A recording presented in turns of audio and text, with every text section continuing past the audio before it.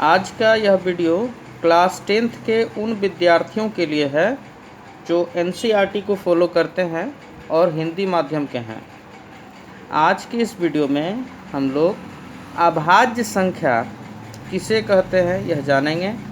साथ ही साथ अभाज्य गुणनखंड ज्ञात करना आता है क्लास 10th के विद्यार्थियों को परीक्षा में, वो भी बनाना हम लोग आज सीखेंगे। तो सबसे पहले हम लोग जानते हैं अभाज्य संख्या किसे कहते हैं।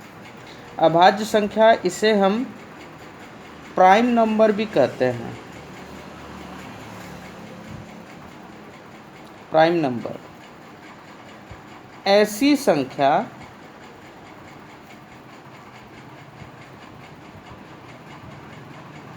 जिसका केवल और केवल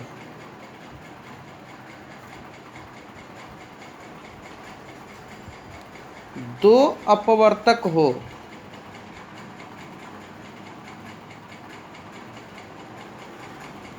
अपवर्तक मतलब फैक्टर।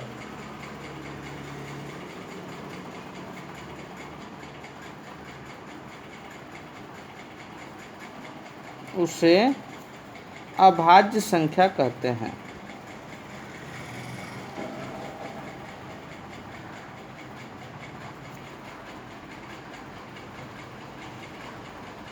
जैसे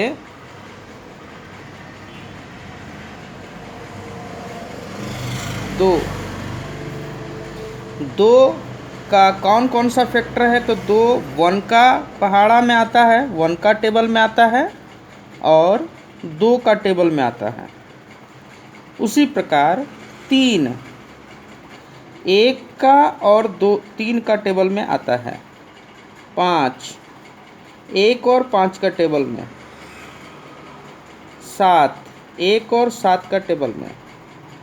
उसी प्रकार 11 1 और 11 का टेबल में आता है। इसी प्रकार इन सभी को हम अभाज्य संख्या कहेंगे। सबसे छोटी अभाज्य संख्या 2 होता है। 2 को सबसे छोटी अभाज्य संख्या कहा जाता है। एक अभाज्य संख्या नहीं है, 1 को अभाज्य संख्या नहीं बोला जाता है, क्योंकि इस परिभाषा के आधार पर 1 का केवल एक अपवर्तक होता है, 1 और ये इस परिभाषा में कम से कम 2 अपवर्तक और ज़्यादा से ज़्यादा 2 अपवर्तक होना चाहिए, ना 2 से कम ना 2 से ज़्यादा। उसी को हम अभाज्य संख्या कहेंगे। हम लोग को अभाज्य गुणनखंड ज्ञात करना परीक्षा में आता है। जैसे 140 का अभाज्य गुणनखंड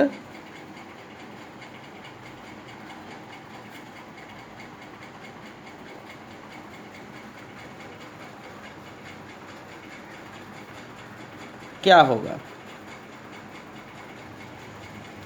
तो सबसे पहले 140 को हम अभाज्य संख्याओं के गुणनखंड के रूप में लिखेंगे। कैसे लिखेंगे? 140 सबसे छोटी अभाज्य संख्या 2 से अगर हम इसको डिवाइड करें, भाग दें, तो इस तरह से आएगा। फिर 5 से,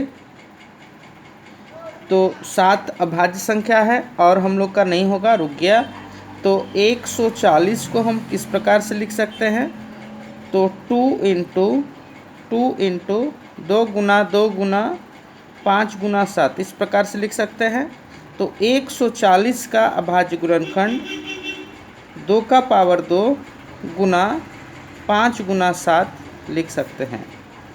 एक्सरसाइज एनसीईआरटी बुक का एक्सरसाइज 1.2 में हम लोगों को अभाज्य गुणनखंड ज्ञात करना है। उम्मीद है आप लोगों को यह वीडियो अच्छा लगा होगा। धन्यवाद।